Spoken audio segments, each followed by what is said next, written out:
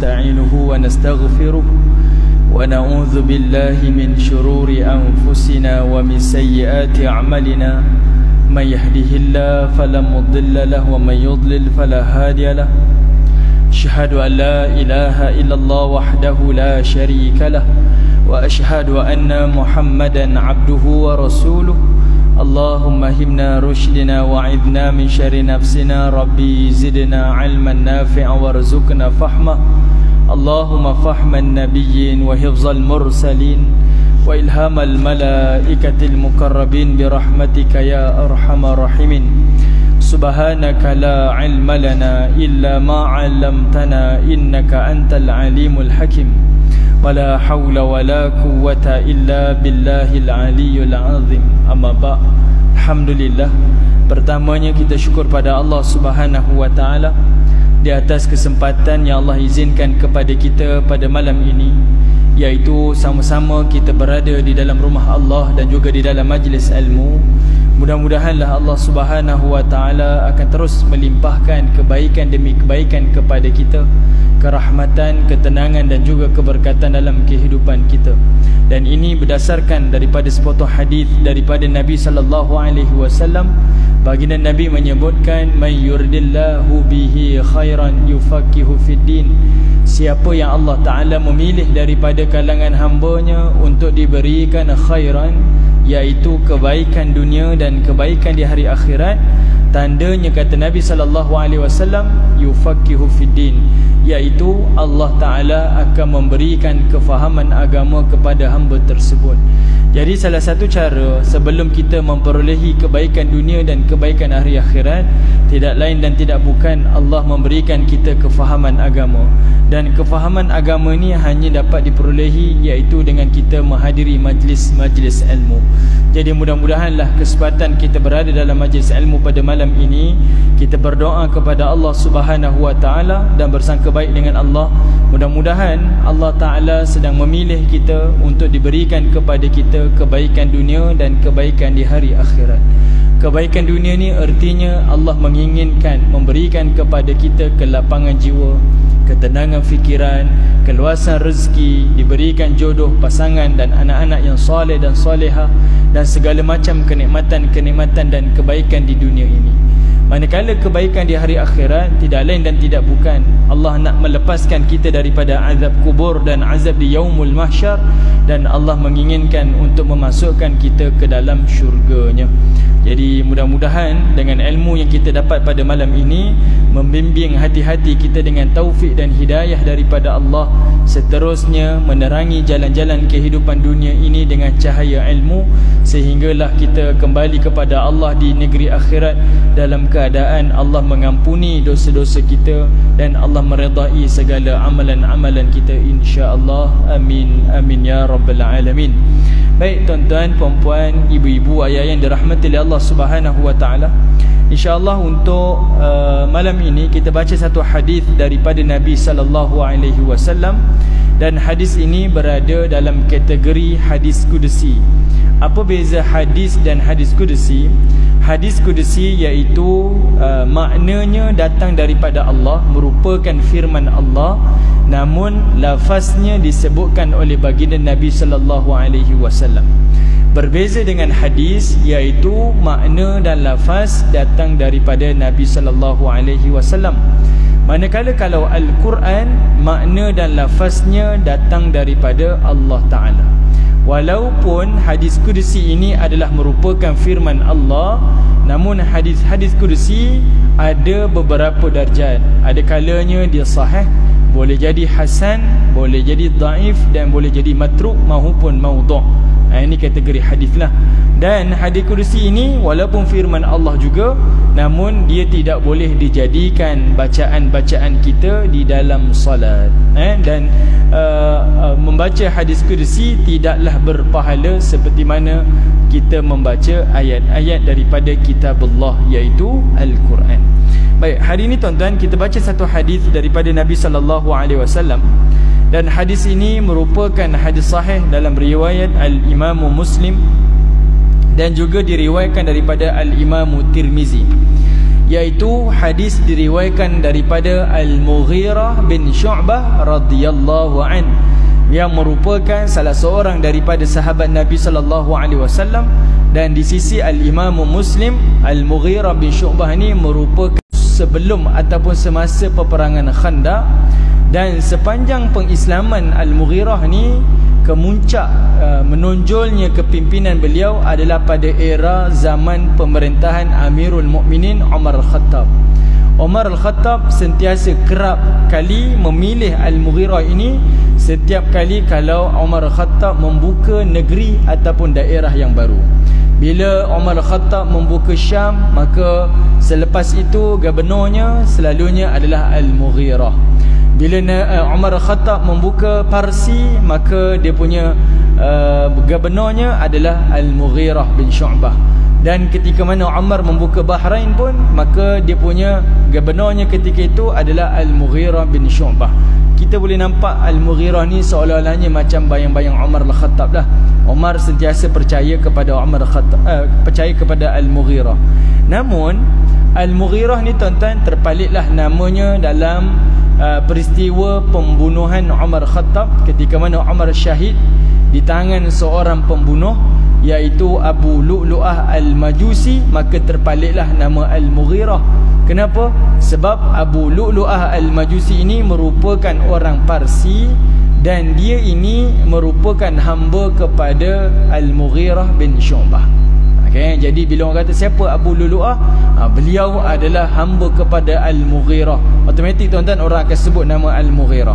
Dalam kalangan sahabat-sahabat Nabi sallallahu alaihi wasallam, mereka tak melihat Al-Mughirah ni terlibat ataupun terbabit dalam peristiwa ini. Cumanya dalam rekod sirah, sejarah akan menyebutkan namanya itu apabila disebutkan tentang Abu Lu'lu'ah Al-Majusi, yang mana dia ni orang Parsi, berdendam kepada Umar Khattab. Setelah Parsi jatuh di tangan kerajaan Madinah, maka Abu Lu'lu'ah membuat perancangan untuk membunuh Umar Khattab di kota Madinah Al-Munawwarah. Dan kita boleh tengok sepanjang hidup Al-Mughirah ni, dia pernah bertemu dengan peperangan di antara Muawiyah dan juga Ali, dan beliau mengambil dasar berkecuali. Namun kalau tengok dari riwayat sirah, Al-Mughirah ini dia lebih cenderung kepada Muawiyah berbanding daripada Saidina Ali. Okay, itu adalah sedikit sebanyaklah cerita tentang perawi kita pada malam ini daripada hadis ini. Okey. Baik, dia kata Al-Mughirah, dia riwayatkan satu hadis daripada Nabi sallallahu alaihi wasallam, iaitu baginda bersabda, Sa'ala Musa Rabbah, iaitu Nabi Musa alaihissalam telah bertanyakan satu soalan kepada Allah Ta'ala. Nabi Musa ini merupakan salah satu daripada Nabi yang mampu berkata-kata dengan Allah secara langsung. Wa kalamallahu Musa taklima. Nabi Musa boleh bercakap terus dengan Allah. Maka dalam riwayat ini, Nabi Musa pernah bertanya kepada Allah. Soalannya iaitu kata Nabi Musa kepada Adna. Adna ni iaitu tempat yang paling rendah. Tidak ada tempat yang lebih rendah melainkan ini. Adna ni dia datang daripada kalimah dana. Dana ni artinya rendah tuan-tuan. Dia yang paling bawah, dialah yang paling tercorot.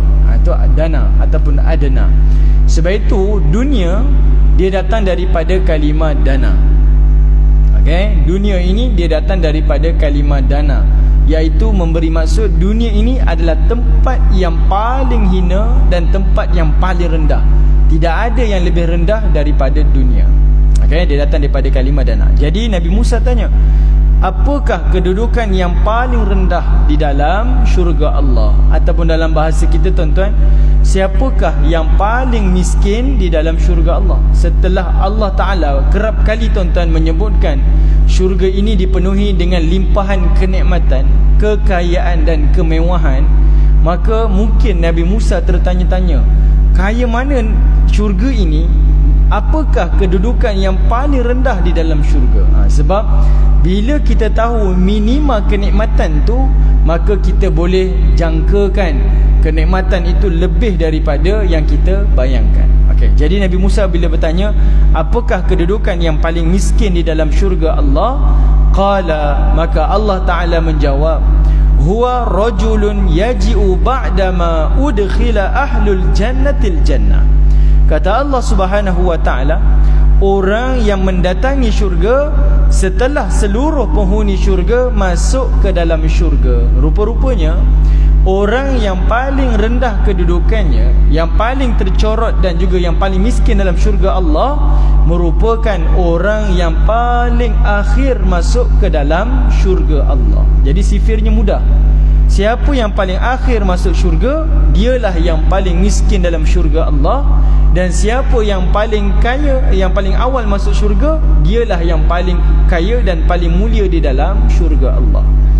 Sebab itu bila Nabi SAW bercerita tentang kelebihan umat baginda Nabi SAW, Nabi akan menyebutkan kita adalah umat yang paling akhir wafat, namun kitalah umat yang paling awal memasuki ke dalam syurga Allah Subhanahu wa ta'ala. Bila Allah Ta'ala kata rajulun yaji'u ba'da ahlul jannah, manusia yang paling akhir masuk syurga, artinya inilah manusia yang beriman yang paling akhir keluar daripada neraka setelah menjalani hukuman di dalam neraka Allah. Sebab dalam hadis-hadis yang lain Nabi bercerita tentang penghuni neraka yang paling akhir keluar neraka, dan dialah penghuni neraka yang paling akhir masuk ke dalam syurga Allah. Okey, bukan bererti tuan-tuan dia dihisab di mahsyar dia yang paling akhir, tidak. Ini adalah orang yang paling akhir masuk ke dalam syurga setelah diazab daripada neraka.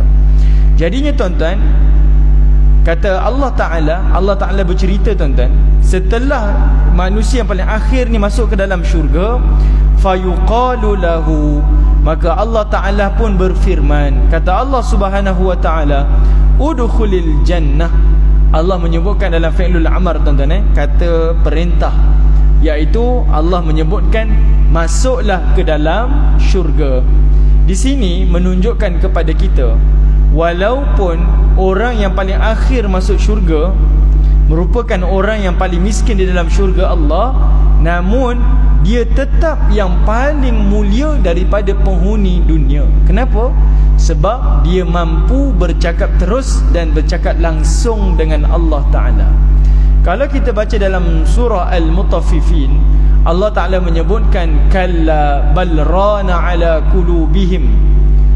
Antara azab bagi penghuni-penghuni neraka, orang yang melakukan kemaksiatan, iaitu di dunia Allah Ta'ala akan letakkan ran, iaitu selaput yang akan menutupi hati-hati manusia. Supaya apa? Supaya cahaya hidayah dan cahaya kebenaran tidak tembus ke hati-hati mereka. Sebab itu kita kena hati-hati tuan-tuan. Hidup dekat dunia ni sentiasa beristighfar dan berhati-hati.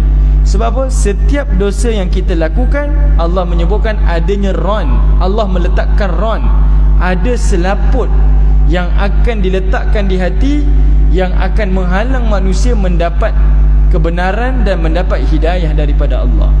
Di dunia ditutup hatinya, di hari akhirat la mahjubun, kata Allah Ta'ala, dia akan ditutup matanya daripada melihat Allah. Sebab itu Al-Imam Syafi'i menjadikan ini dalil, kalau azab dalam neraka manusia tidak akan melihat Allah, artinya nikmat di dalam syurga manusia akan melihat Allah Subhanahu wa ta'ala. Okay? Kita beriman kepada dalam akidah ahli sunnah wal jamaah tuan-tuan, kita meyakini masuknya kita dalam syurga, maka kita akan dapat melihat Allah Subhanahu wa ta'ala secara langsung. Okay? Melihat Allah secara langsung. Jadi penghuni syurga yang paling akhir ni, dia akan bercakap langsung dengan Allah.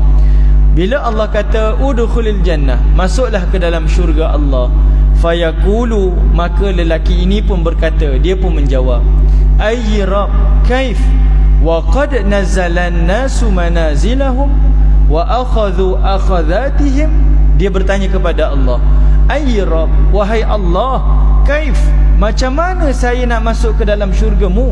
Wa qad nazala an-nasu manazilahum wa akhadhu akhadhatihim. Dia bertanya tuan-tuan, syurga itu tempat-tempatnya telah dipenuhi oleh manusia-manusia, dan semua ruang-ruangnya telah diambil oleh penghuni-penghuni syurga yang lebih awal.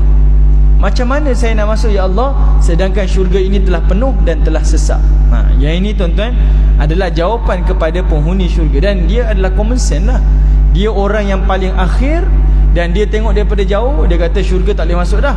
Kerana apa? Kerana syurga telah dipenuhi oleh penghuni-penghuni syurga yang lebih awal. Fayuqalu lahu, maka Allah Ta'ala berkata padanya, tuan-tuan, kata Allah, atarda, kamu nak ataupun tidak, kamu redha ataupun tidak, ayyakuna laka, sekiranya aku menciptakan kepada engkau, mithlu, syurgamu itu seperti mulki malikin min mulukid dunya. Ini Allah tanya, tuan-tuan, nak tak kalau aku berikan kepada engkau syurga engkau itu adalah seperti mulki, kerajaan raja yang paling terkaya di dunia? Allah tanya, tuan-tuan, nak tak kalau aku berikan kepada engkau syurga seperti kerajaan raja yang paling terkaya di dunia? Fayaqulu, lelaki ni kata, raditu rabbi, aku nak, aku redha ya Allah, kalau engkau nak bagi aku terima. Fayaqulu, maka Allah kata, lakadzalik, ambil, itu hak engkau. Rupa-rupanya tuan-tuan, orang yang paling akhir masuk syurga dan orang yang paling miskin dalam syurga Allah, dia memiliki syurganya adalah seperti kerajaan raja yang paling terkaya di dunia. Subhanallah. Ni bukan biasa-biasa, tuan-tuan, ni sangat luar biasa. Dan bila kita mendengar hadis ini, menjadikan kita, tuan-tuan, tidak rasa iri hati dan hasad kepada orang yang Allah berikan sedikit kekayaan dan kenikmatan kepadanya di dunia. Kenapa? Sebab nikmat yang manusia dapat di dunia ini sangatlah kecil kalau nak dibandingkan dengan nikmat yang ada di dalam syurga Allah. Dan kita pun kalau ditimpa sedikit musibah dan kesusahan di dunia, kita akan jadi lebih tabah dan lebih sabar. Kerana apa? Sebab susah di dunia ini kalau nak dibandingkan dengan kenikmatan dalam syurga jauh lebih berbeza.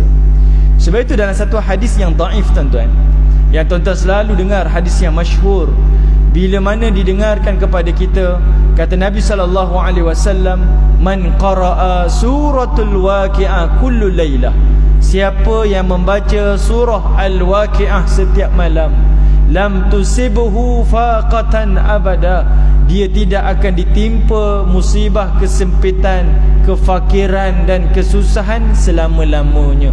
Maka kita pun kata, siapa yang baca surah Al-Waqi'ah dimurahkan rezeki. Sebenarnya tidak, tuan-tuan. Pertama, hadis ni dhaif. Yang kedua, kefahaman itu perlu diluruskan. Bukan bermaksud kita baca Al-Waqi'ah rezekinya murah. Tidak. Yang disebutkan oleh Nabi ni, baca Al-Waqi'ah tidak ada lagi faqatan, kesempitan dan kesusahan selama-lamanya, adalah kerana di dalam surah Al-Waqi'ah Allah bercerita tentang nikmat syurga dan Allah bercerita tentang azab neraka. Bila kita betul-betul tadabbur dan faham, kita akan merasakan tidak ada lagi kesusahan di dunia. Sebab kesusahan yang sebenar adalah kesusahan di yaumul qiyamah. Macam kita lah, tuan-tuan, kita dah pernah ambil PMR, kita dah pernah ambil SPM, kita dah pernah masuk ke universiti. Tiba-tiba anak kita kata, ayah, susah lah ya UPSR ni. Kita tak akan rasa susah, tuan-tuan. Sebab apa? Kesusahan yang sebenar itu lebih lagi daripada tu. Yang susah yang kamu nampak pada UPSR tu, itu sedikit sangat, sangat sedikit, kecil sangat. Yang itulah yang dimaksudkan oleh Nabi. Dunia ni tidak ada lagi istilah susah dan tidak ada istilah sempit. Sebab apa? Kalau kamu tahu kesusahan di hari akhirat, dia lebih susah dan lebih sukar. Cuba tuan-tuan bayangkan, susah kita di dunia ini dalam keadaan kita masih lagi ditemani oleh pasangan hidup kita dan anak-anak kita, juga adik-beradik kita. Kalau kita susah pun kita boleh berpaut dan minta pertolongan mereka. Tapi kalau kita susah di yaumul akhirah, kita susah dalam keadaan bersendirian, tuan-tuan. Tidak ada sesiapa pun yang mampu membantu kita, dan tidak ada sesiapa pun yang mampu menolong kita. Seperti mana yang disebutkan oleh Allah Subhanahu wa taala di dalam Al-Quran, di dalam neraka nanti tidak adanya waliyan wala nasira, tidak ada pelindung dan tidak ada penolong kepada kamu. Okey, kita bersendirian tuan-tuan. Dia lebih sukar dan lebih susah. Susah kita di dunia dalam keadaan Allah mengangkat nikmat. Kita dah tempuh 2 tahun PKP tuan-tuan. Allah angkat nikmat. Sebahagian daripada kita yang diuji, hilang pendapatan, hilang pekerjaan, Allah angkat nikmat. Tapi nikmat yang lain diberikan. Masih lagi boleh bernafas, masih lagi boleh makan dan minum, diberikan kesihatan, diberikan itu dan ini. Hanya dia angkat nikmat sedikit. Sempit sikit hidup kita tuan-tuan. Tapi kalau di hari akhirat, kita bukan diangkat nikmat, tetapi kita akan ditimpakan azab, dibakar, diseksa, diberikan minuman daripada hamim, air yang panas mendidih, kemudian diberikan makanan daripada ghislin, daripada zakum dan sebagainya tuan-tuan. Dia azab. Di hari akhirat adalah azab. Di dunia ini hanya diangkat nikmat. Manakala di hari akhirat, di dunia lagi tuan-tuan, kalau kita ni ditimpa kesusahan macam mana pun, kita tahu kesusahan di dunia ini ada tempohnya, ada hadnya. Mungkin sebulan, 6 bulan, setahun, 2 tahun, 4 tahun mungkin. Tapi kalau kesusahan di hari akhirat adalah kesusahan yang tidak bertempoh dan selama-lamanya. Jadi kita sendiri boleh buat perbandingan tuan-tuan. Kesusahan di sana lebih besar lagi. Sebab itu kita akan rasa tidak teringin untuk mengambil harta yang haram dan batil untuk senang sementara di dunia dan akan susah selama-lamanya di hari akhirat. Tak berbaloi tuan-tuan, tak berbaloi. Okey, biarlah susah sedikit di dunia untuk kenikmatan dan kesenangan yang selama-lamanya di hari akhirat. Jadi Allah kata, orang yang paling akhir masuk syurga adalah orang yang diberikan kekayaan kerajaan, raja yang paling terkaya di dunia. Okey, baik. Kalau kita buat perbandingan lah tuan-tuan, zaman kita raja yang paling kaya, sebahagian kata Sultan Brunei, ada yang kata Raja Thailand, ada yang kata Raja Arab. Tuan-tuan bayangkan, mereka kaya tuan-tuan, kerajaan mereka hanya kecil daripada seluruh permukaan bumi ni. Sedikit sangat tuan-tuan, sedikit, sangat kecil. Kalau nak dibandingkan dengan keluasan muka bumi ni, sangat kecil. Zaman Nabi SAW ada raja yang lebih kaya, iaitu raja bagi kerajaan Rom. Yang mana pada zaman Nabi SAW, Rom memegang 2/3 dunia. Ada Rom di barat dan ada Rom di timur yang dipimpin oleh Maharaja Herakles. Sebab itu Allah Ta'ala meletakkan salah satu surah dalam Quran, iaitu surah Ar-Rum. Dan Allah menunjukkan mukjizat Al-Quran. Allah menyebutkan ghulibatir Rum, kerajaan Rom itu kerajaan yang gergasi, akan jatuh juga. Dan dia dibenarkan jatuh di tangan Umar Al-Khattab. Masa Umar menawan Syam ketika itu tuan-tuan, daripada tangan Rom, ketika itu Maharaja Herakles kata apa? Kita sekali-kali tidak akan berpatah dan tidak akan kembali menawan bumi ini, iaitu kerajaan Rom di timur yang berada di Jordan, di Syria dan juga di Lebanon. Kalau tuan-tuan pergi ke negara-negara ini pada hari ini, tuan-tuan boleh tengok lagi tinggalan-tinggalan kerajaan Rom pada zaman dahulu. Okey, baik. Itu zaman Nabi tuan-tuan. Kalau zaman sebelum Nabi, ada juga watak orang kaya yang Allah Ta'ala sebut dalam Quran. Seperti mana yang tuan-tuan baca dalam surah Al-Kahfi, Allah ada bercerita tentang fitnah harta. Ada 2 orang pemilik kebun, seorang mukmin dan seorang lagi kafir. Tuan-tuan selalu baca surah Kahfi, tuan-tuan boleh jumpa ayat ni. Yang mana orang kafir itu memiliki kebun yang sangat luas, kaya raya tuan-tuan. Dan Allah hanya menyebutkan kekayaan dia, iaitu kebunnya ada buah tamar dan ada juga buah anggur. Kita kalau baca sekali imbas tuan-tuan, kita tak akan rasa dia kaya. Tapi kalau kita tadabbur, kita akan nampak kekayaan dia. Macam mana? Yang mana seperti mana kita tahu, buah anggur adalah buah yang tumbuh di negara yang beriklim sejuk, manakala buah tamar adalah buah yang tumbuh di negara yang beriklim panas ataupun kering. Jadinya tuan-tuan, bila Allah menyebutkan kebun si fulan ini yang kafir tak beriman kepada Allah ni ada buah anggur dan buah tamar, Artinya kebunnya merentas benua, tuan-tuan. Besar tak besar dia punya company dia, tuan-tuan, perniagaan dia, kebunnya sahaja merentas benua. Yang mana adanya buah anggur, adanya buah tamar. Kalaulah kebunnya seluas itu, apa teknologi yang dia gunakan, berapa banyak pendapatan yang dia miliki, berapa ramai pekerja-pekerja yang dia gajikan. Ini wataknya, tuan-tuan. Kalau itu wataknya, raja zaman itu lebih kaya raya. Dan Allah Ta'ala menyebutkan orang yang paling miskin dalam syurga adalah orang yang memiliki mulki malikin min mulukid dunya. Dia memiliki kerajaan raja yang paling terkaya di dunia. Subhanallah. Ini antara nikmat yang Allah berikan. Baik, kemudian tuan-tuan, bila lelaki ni kata cukup, aku redalah, aku nak ya Allah, kalau syurga aku seperti itu.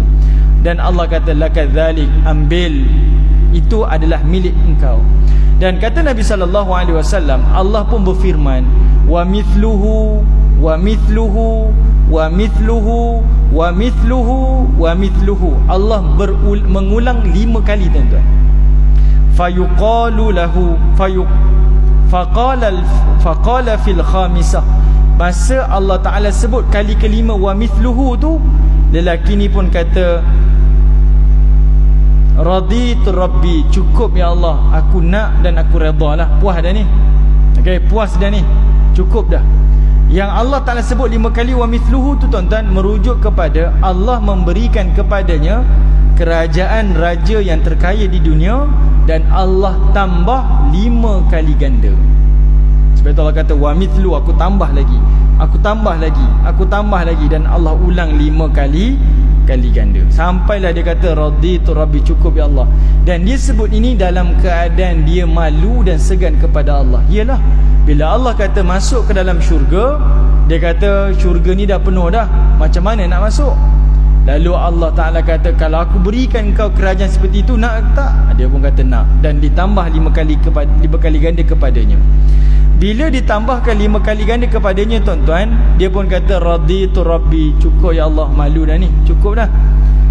Fayaqulu, maka Allah Ta'ala kata, hadza laka, itu milik kau, ambil, ambil. Kau masuk syurga dan engkau berhak memperolehi kenikmatan-kenikmatan ini. Ambil, hadza laka, ini milik kau. Wa asharatu amthaliha, dan aku tambah 10 kali ganda lagi. Tadi tambah 5 kali ganda, tuan-tuan, sekarang Allah tambah 10 kali ganda lagi. Tuan-tuan bayangkan, kalaulah ada orang di dunia, tuan-tuan, berikan kita seperti itu. Jangan kata kerajaan lah, orang kata awak ambillah satu rumah ni dekat kawasan Setia Alam ni, ambillah satu rumah saya hadiahkan. Kita pun rasa syukur, puas hati, tuan-tuan. Dapat tu kira syukur dah, puas sangat. Kita tahu, tuan-tuan, nikmat dunia adalah nikmat yang sementara.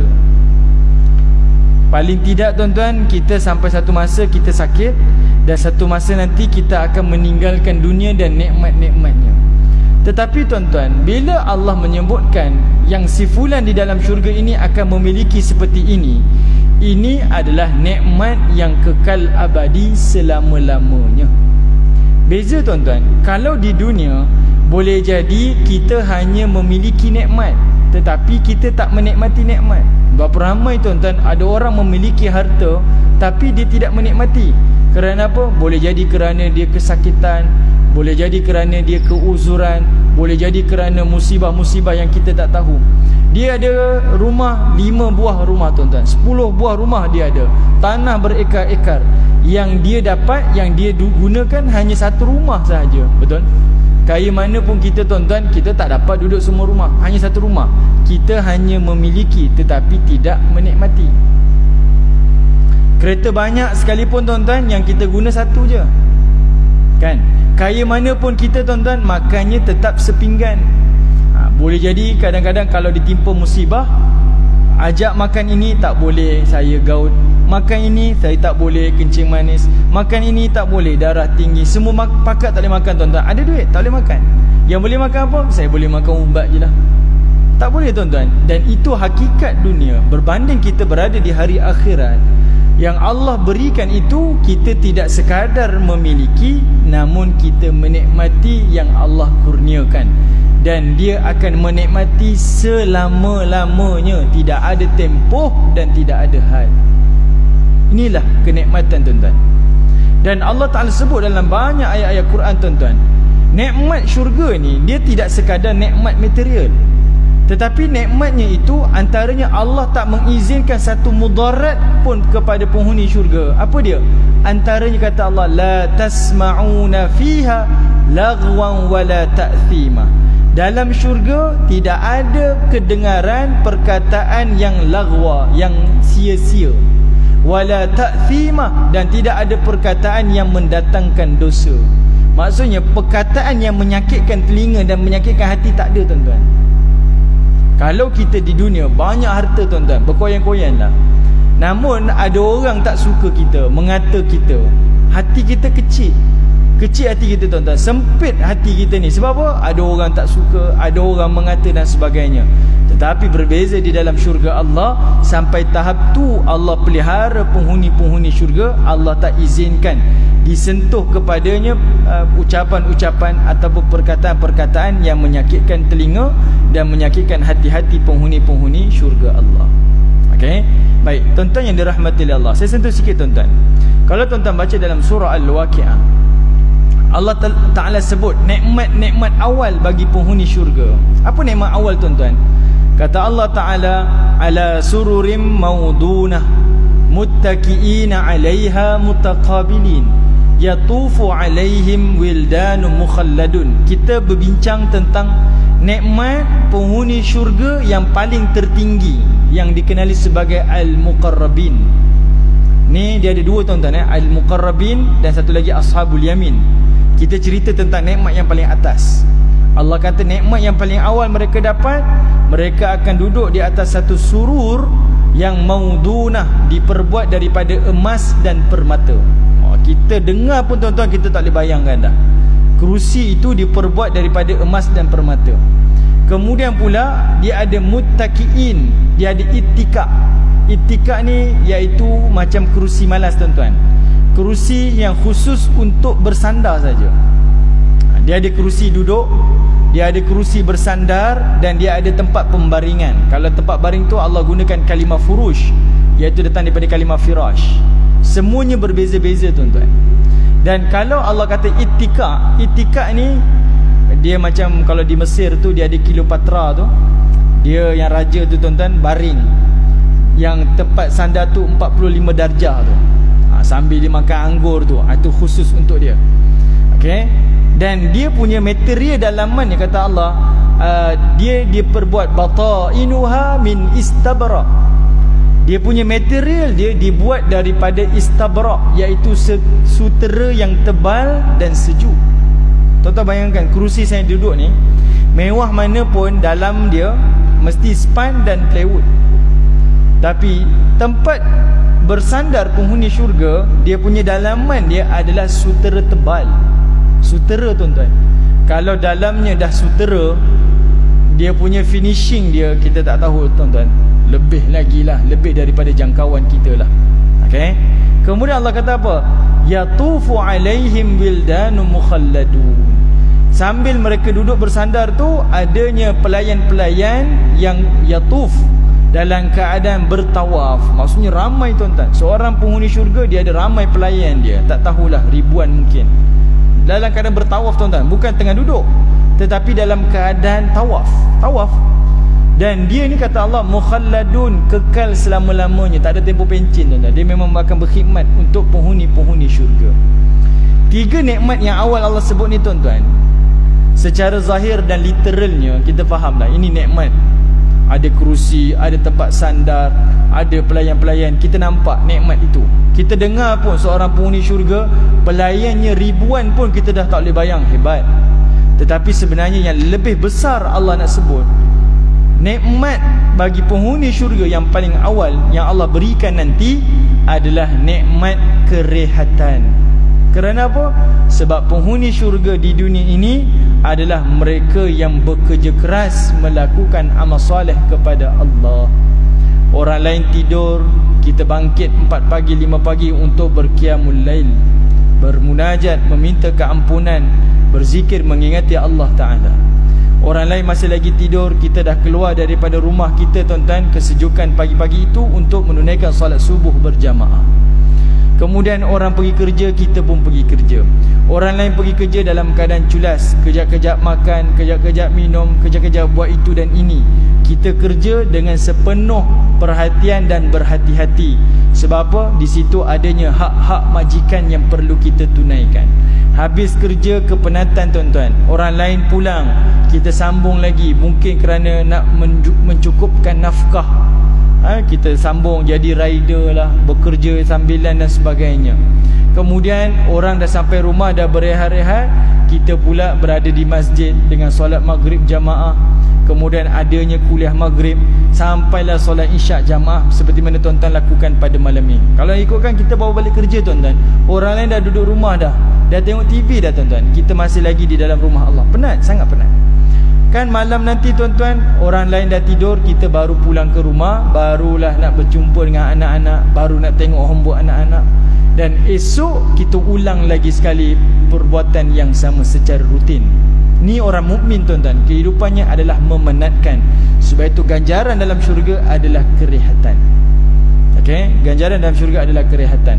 Hari cuti, orang yang tak beriman kepada Allah, mereka cuti tuan-tuan, berehat, bangunnya lewat.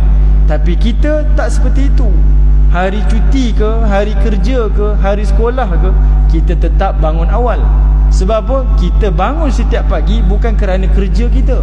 Kita bangun setiap pagi adalah kerana Allah Ta'ala. Saya bangun adalah kerana untuk mendirikan solat subuh jamaah.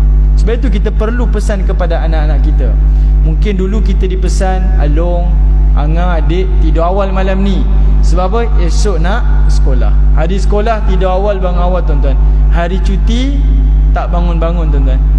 Tapi kita tukar kita punya ucapan kita.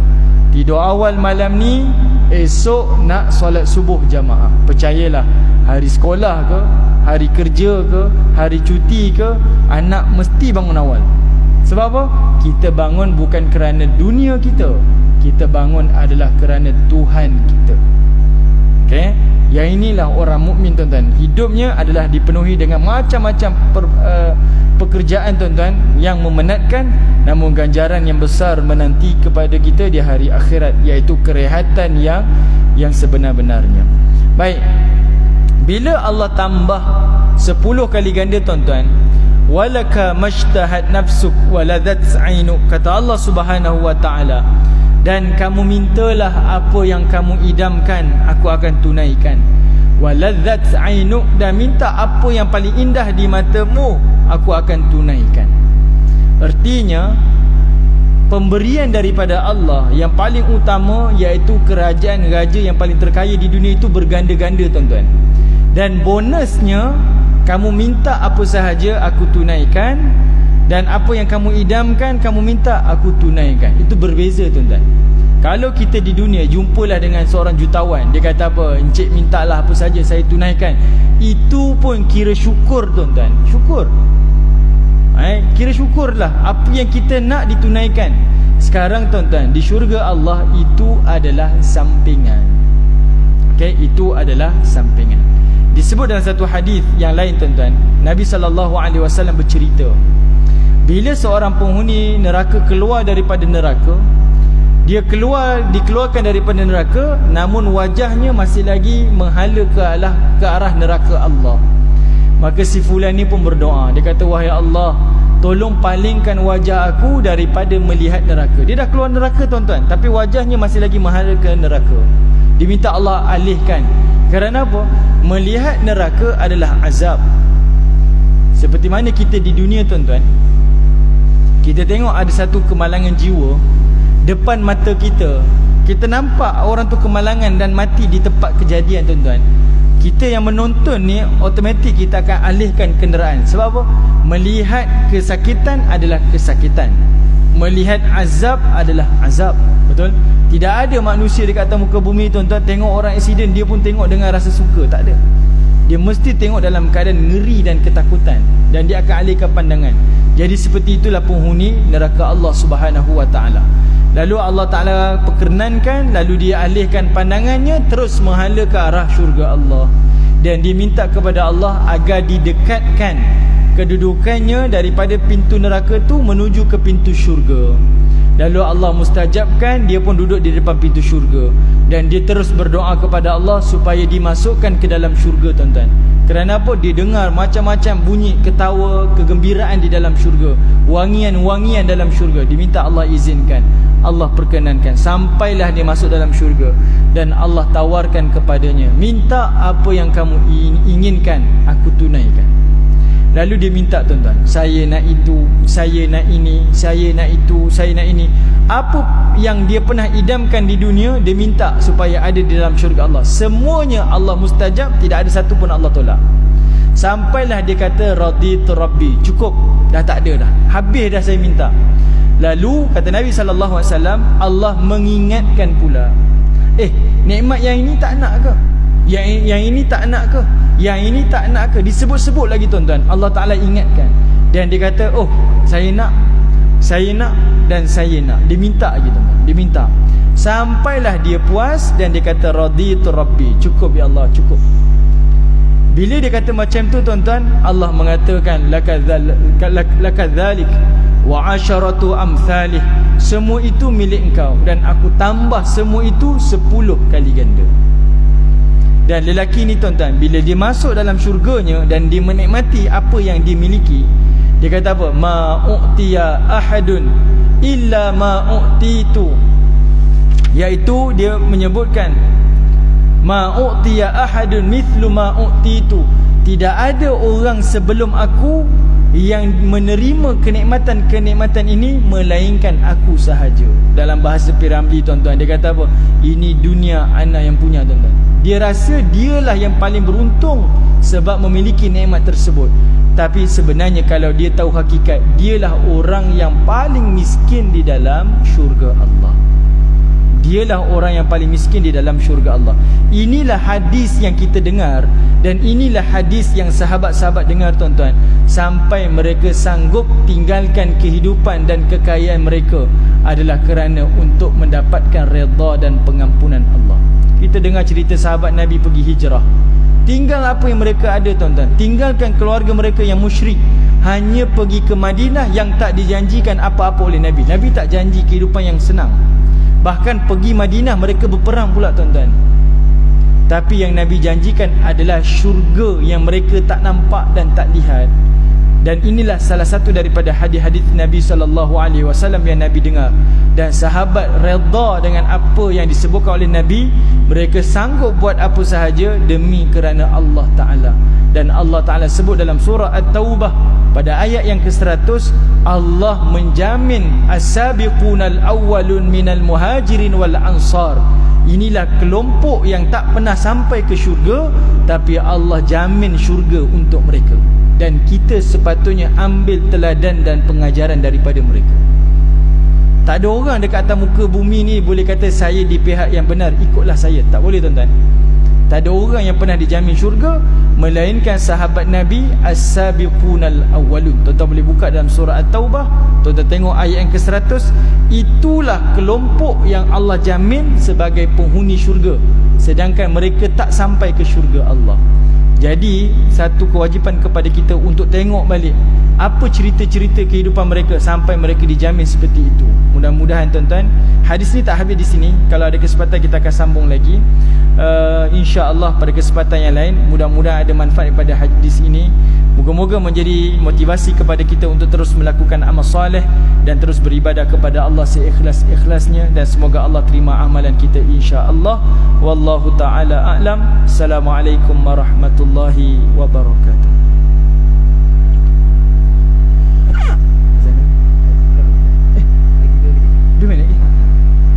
Saya ingat dah azan tadi. Sebab nampak dengan saudara dalam tadi.